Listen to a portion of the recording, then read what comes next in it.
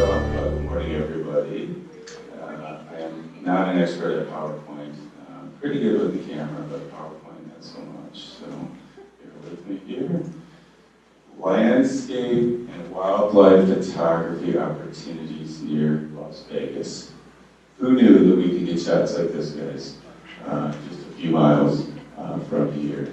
So what I would like to do first, though, is I would like to thank Nevada Magazine and Kippy for all their hard work in putting this event together. So thank you very much for that. I am James Marvin Phelps, which I know is kind of a weird thing, but James Phelps online was taken by a British actor, so I had to be creative. I am a landscape and wildlife photographer and tour guide here in Las Vegas. You guys, I have a photographic passion for landscapes and wildlife. I could stay outdoors all the time and I'd be a happy camper. And in the Las Vegas area here, guys, we have so many great things to shoot and so many great opportunities. So what I'd like to do first is, as we go along, if anybody has any questions on the photos, please stop me. And if you want to know camera settings or anything like that, I'm happy to try to explain that. This photo here was taken at the Henderson Bird Preserve, if anybody's familiar with that. So this is actually right as you walk into the preserve. It's the very first pond, and you can get a beautiful reflection of Freshman Mountain. All right, so I want to break this up. The first part is 5 tips on getting good landscape and wildlife photos.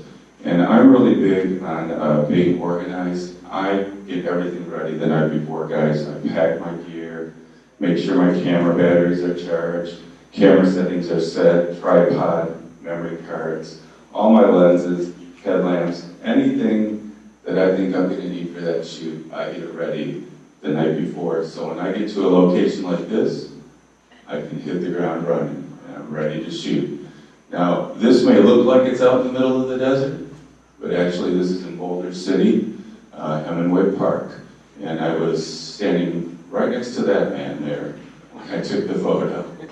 So this is 2 male rams in battle.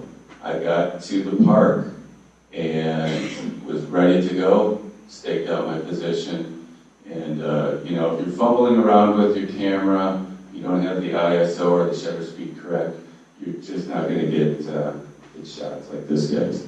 The other thing is, you do have to get there early in the morning for shots like this. The wildlife tends to be a lot more active, and these guys are really aggressive. This was during the mating season last October. I took this photo. So you got to be prepared, prepare yourself, get yourself up early, and then get out and you're ready to go and shoot photos like this. Now to get a photo like this, I do use a long lens, a 100 to 400 millimeter lens, and I do use a cropped sensor camera. I use a Canon 7D for these types of shots. For my landscapes, I use a Canon 5D for those. But I like on the cropped sensors how it brings in the animals just a little bit closer. For those of you not familiar with Hemingway Park in Boulder City, guys, this is a place you can go almost every single day and see the desert bighorn sheep. So some days there's a bunch of them, some days there's only a few of them, and if you go during the mating season like this, you'll catch the rams butting heads. So, you know, it's something if you live here in the area, you're interested in trying to get some wildlife photography here close to Vegas, you really only have to walk about 100 yards or so, and you can get some great shots. Okay, so my next tip is know your location. This photo here was taken out at the Gene Dry Lake bed near the 7 Magic Mountains, and I actually go out there quite a bit. I like the sunrises, the sunsets. I've got some shots of the 7 Magic Mountains. But I had noticed on one of my trips out there that I might be able to catch a sunset through one of the Joshua trees out on the lake bed. So I went out there, got myself set up, and go ahead and got the shot. Now with this shot here, I did use a neutral density filter to help dim it down just a little bit. But what helps me with shots like this for landscapes, guys, is I do use apps. And the app that I use the most is Phelps.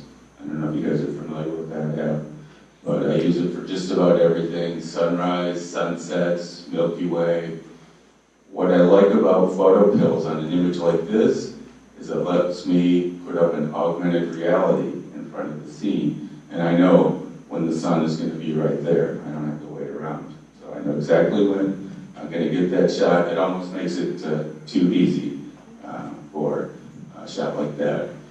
But you do need to know your location. I've been out there many times, and that's the benefit of going out to places like this many times. You see it under different weather conditions, different lighting conditions.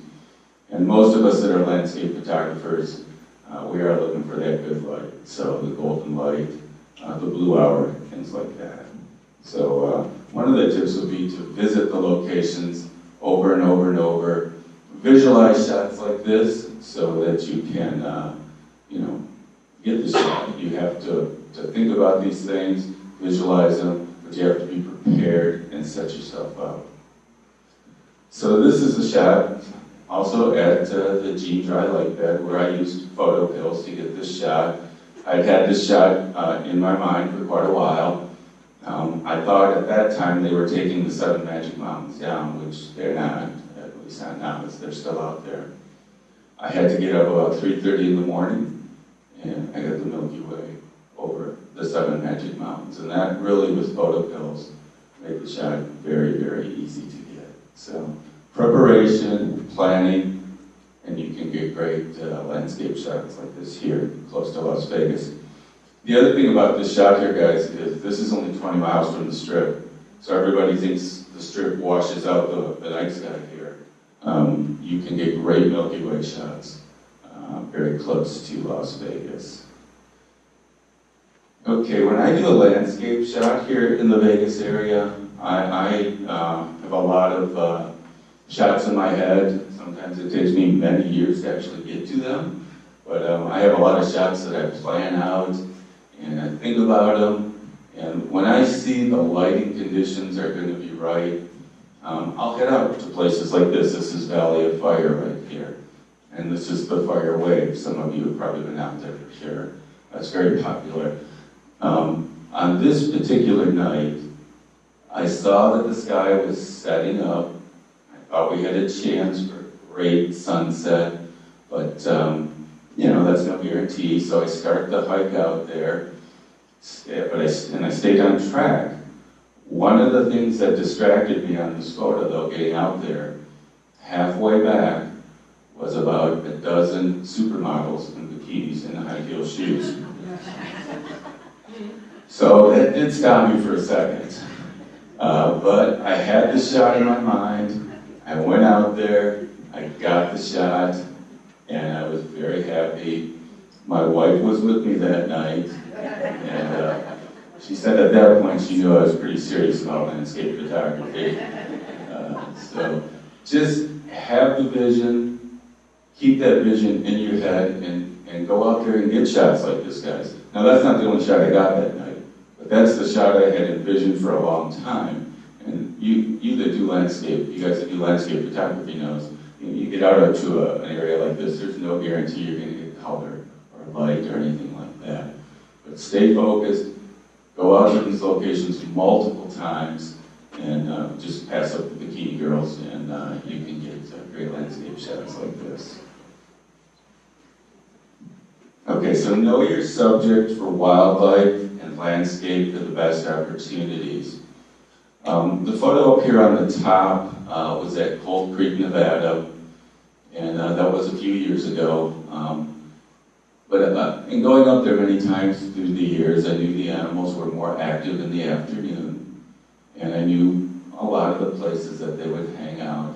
This was also during a mating season, and the males, they get very territorial. They have their skirmishes, and was able to capture several great images that day. So, again, the advantage of going to a place, knowing a place, and knowing your wildlife, how they're going to act, and just being ready to go. I mean, I waited. I saw the scene set up. I waited. I probably clicked off 20 or 30 shots, and that was probably the best one. The shot here on the bottom, this is Valley of Fire. This is a small slot canyon that actually leads back to the fire wave. And I like to go out to Valley of Fire after a big rain, things like that, because I know the rocks are going to be saturated. I know there's going to be water out there for reflections. And I'm looking for different shots than the big landscapes. I'm looking for smaller landscapes like that to draw you into it. I think Russ had said that a lot of landscape photographers include too much, and I agree 100%. You look at some 16 millimeter photos, and there's no focus. So on shots like this, when you get bad weather, clouds, rain, it's a great time, guys, to head out into great landscapes here in southern Nevada. So those are kind of my top 5 tips for getting good wildlife landscape shots. We are very blessed, you guys, to have so many great landscape and wildlife opportunities, and there are many, many places around Las Vegas that we can get those.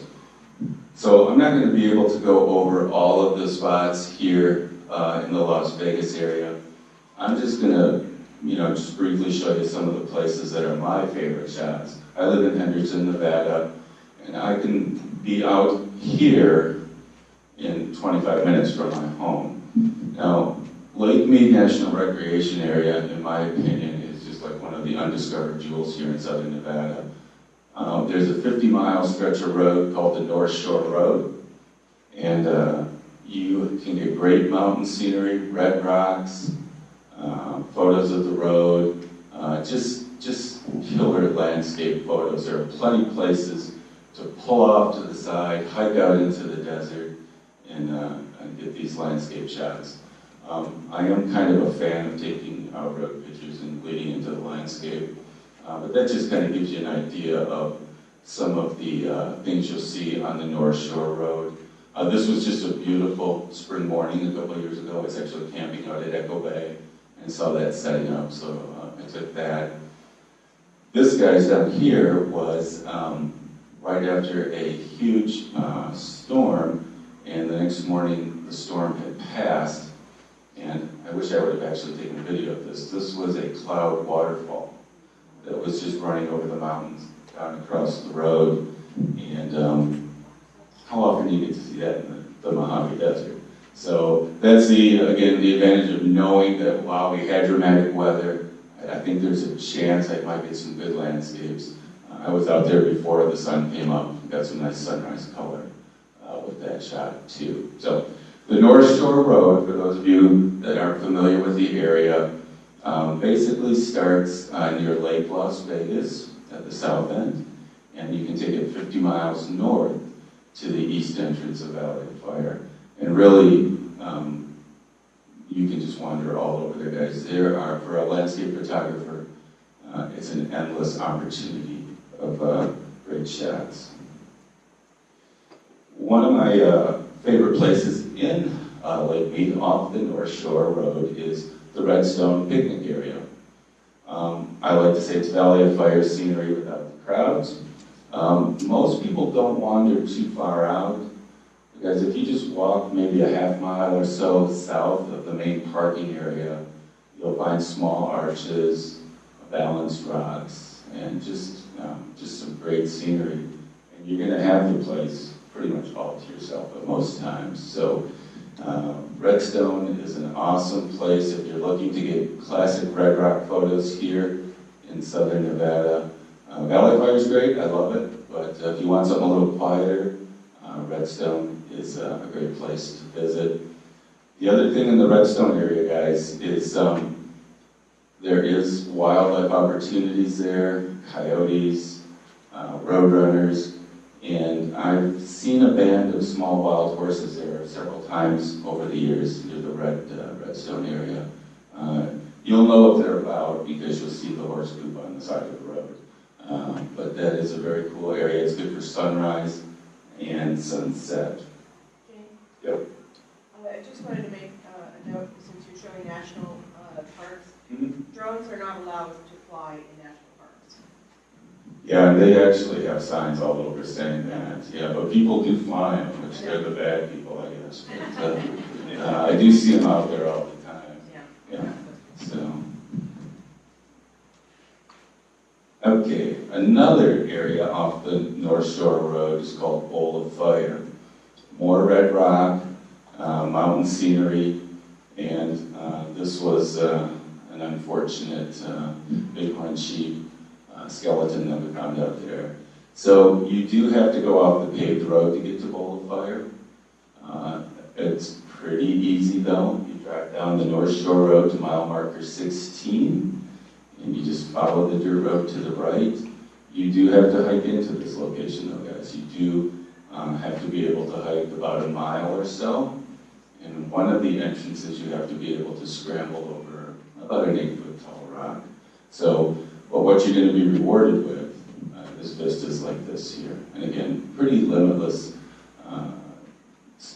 great landscape opportunities, wildlife opportunities. But be prepared if you go back to a place like this. Cell phone service is spotty. You're kind of on your own. If you twist an ankle or something like that, you have to be careful.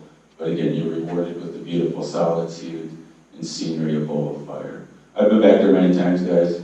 Usually I only see one or two other people. So it's just a really cool landscape and wildlife experience here in southern Nevada. Okay, still on the North Shore Road, the Muddy Mountains. They surround Valley of Fire, and they work their way south of the park towards like Echo Bay and things like that. Dramatic weather, I look for that. Storms, summer storms, winter storms, we've had a lot this year. Make for dramatic landscape photography. There are dirt roads through the Muddy Mountains. Probably would be best to have four-wheel drive, but you're going to be rewarded with great landscape opportunities. And then natural springs also. This is a pretty heavily visited one. This is Rogers Spring, if you're familiar with that. But you can create unique landscapes just by kind of selecting the angle that you shoot the image at. No one would know maybe that there's a bridge above that and 3 or 4 people waiting in the water behind it. So lots of natural springs coming out of the Muddy Mountains, and they do create kind of some unique desert landscapes here in the Mojave Desert. All right, still in Lake Mead National Recreation Area. St. Thomas, has anybody been out to St. Thomas? Yeah, pretty cool place. Underwater for over 60 years. The National Park has done a great job of putting signage up and telling the history of the early pioneers that lived there. But for a landscape photographer, there's some very unique opportunities. In my opinion, sunrise and sunset, the best time to go out there. I have not gone out there yet for Milky Way. That's on my list this year to do that. But yeah, if you're looking for kind of ghost town landscapes, St. Thomas, guys, is a really fun place to visit. You drive down the dirt road about 4 miles, and then it is about a mile hike out to the town site. But you'll be rewarded with all kinds of cool landscape opportunities. This is the old steps to the school here, and that's the remnants of the ice cream parlor that was in town. So just some really neat Nevada history out there. Okay, and I'm sure most of you have been out to Valley of Fire. I've probably been there, I don't even know how many times. But I still love Valley of Fire. To me, you can just get some beautiful Nevada landscapes, arches, balanced rocks. But this is one of the coolest things I ever saw out there. And the weather was dramatic that summer day, and we turned around. We actually didn't even have time to get our tripods out. We just had to, I called it a drive-by shooting. But we got the shot, and it was very memorable time on Valley of Fire. So as a landscape photographer, I'm sure you guys see all kinds of photos of Valley of Fire. Again, I look for unique weather conditions, I look for unique lighting, unique framing. This is balanced rock, which there's all kinds of crazy good angles you can get of that formation, and it's very close to the visitor center. But the park is full of great photo opportunities, 40,000 acres. I'm out there getting all the time. So, just look for the unusual shots when you go out to Valley of Fire, because there's like 1 billion elephant arch photos online and arch rock. So when you go out there, just look for some little different things. Maybe go off the beaten path just a little bit. Wildlife in Valley of Fire. There's lots of it out there, guys. You do need to be there early in the morning, though, or later in the evening. I've always had my best success, though, early in the morning. This was a crazy scene. There were 3 or 4 males up on the rocks, 3 or 4 females, and they were button heads. And I was with another person at the time, and we heard the crack, and he goes, "Is that lightning?" I'm like, "No, but I know what it is," and we pulled right over. And this was the victor claiming his prize. So, and guys, they posed for me for like 4 or 5 minutes. My arm actually got tired of taking pictures. But how often, I was thinking to myself, how often am I going to get an opportunity like that? So it was a very cool, special moment in Valley of Fire. But there's all kinds of creatures in the park. Jackrabbits, this little guy literally just laid down right in front of me. And I was able to photograph him. It was a hot summer day. He's probably just cooling himself off. I'm sure you've all seen the squirrels out there, the antelope ground squirrels. If you want to improve your wildlife skills, photography skills, guys, practice with these guys. So if you can get good shots of these guys, you're doing a good job. But use a long lens. They move pretty quick. Of course, there's snakes, lizards out there. There's lots of big birds in the park. Ravens, turkey vultures, hawks, roadrunners, but there's also some cool small birds out there, the white-crowned sparrow, there's finches and hummingbirds out there, so really a lot of great wildlife and landscape opportunities in Valley of Fire. Again, I like to get there before sunrise, work till about 10 o'clock or so, and then take a break, and then I'll come back in the evening. So just great opportunities out at Valley of Fire. Red Rock Canyon, I know most of you are familiar with this location, and there's a lot of pictures of Red Rock Canyon online. I like to go out there, again, during unique weather conditions. This was last summer during the monsoon season up on top.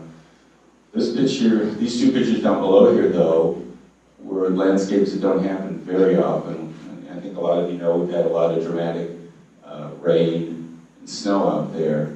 So the picture on the left is the Lost Creek waterfall. And there's always a big one when the snow melts, but so much snow was melting a couple weeks ago, there are actually 2 other smaller cascades. And if you just kind of poked around in that area and went off the beaten path a bit, you would get those scenes. This is Pine Creek, which is normally just dry, rocky, but we got a nice runoff and got some beautiful reflection photos. So great landscape opportunities in Red Rock Canyon, but also great wildlife opportunities in Red Rock Canyon. So this was another very cool moment a number of years ago in Red Rock Canyon.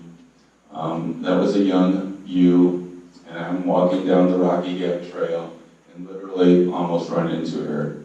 It scared both of us, really. And she ran over to the side and hopped up on the rock to the left. So I've got my camera ready to go because I'm always prepared.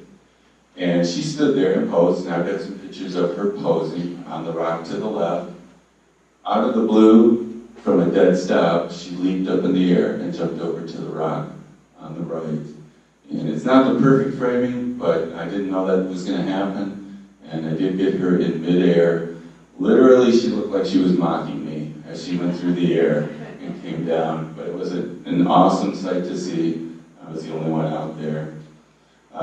This fox out at Red Rock Canyon, again, if you go to the Lost Creek area, you'll probably see him out there. I hate to say this, but they almost seem domesticated. He just sat with me while I ate my breakfast snack. I think he was hoping I'd drop something. So I got some nice pictures of him. And then there are a lot of wild burros out in the Red Rock Canyon area. I asked this guy to give me a big smile, and he did a good job for me. So now, when you're out at Red Rock, though, guys, there is a Nevada State Park out there that's awesome. And I'm having a senior moment. I can't think of the name of it. Can someone help me out? Spring Mountain. Thank you. Yeah, don't forget to go there. I mean, because there are great landscapes in Spring Mountain. You've got the water out there for reflection photos. You've got the wildlife. Now, it does cost money, extra money, to go into the state park, but Spring Mountain State Park is a little jewel here. I think a lot of people pass up. They're just always going out to Red Rock. Okay, closer to home, Sloan Canyon in Henderson. I live in Henderson, and you'll be hiking through the McCullough Mountains or the Black Mountains. And guys, it's about a 2-mile hike back to the petroglyphs. There are 2 ways to get back there. One way is going over about a 10-foot boulder. The other way, you walk through the old volcanoes, but it's much easier. So as I get older, I'm taking the easy way now, back to the panels. But there are over 300 petroglyph panels and over 1,700 examples of the rock art in Sloan Canyon. And it is visited, but it's not heavily visited, especially if you can visit it on a weekday. You can be back there with nature, with the petroglyphs. You think about human beings looking 4,000 years ago and creating this rock art. And you may see some wildlife back there too, guys. There's a lot of coyotes back there. So they won't hurt you, just don't feed them. Just take pictures of them. So Sloan Canyon, that's another great place that I like. The Henderson Bird Viewing Preserve. I spend a lot of time there. I like to, actually I take my wildlife camera and my landscape camera. I put that in the pack with my smallest tripod, just in case I come up with a scene like this here up on top. But really what I'm going out there for is the birds. A lot of migrating birds, a lot of local desert birds. Depends on the time of the year that you go out there. But this time of year, a lot of babies being born. You can go out there and see that.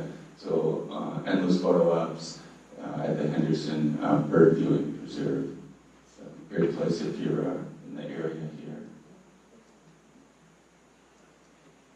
Okay, Cold Creek, and it's come to my attention that there may not be too many wild horses left up there. I was up there about 6 months ago, and there still were wild horses up there. This is about 40 miles from Vegas, and up in the Spring Mountains, there's a little village of Cold Creek up there. Now, when I first started going up there about 10 years ago, there were probably 400 wild horses up there.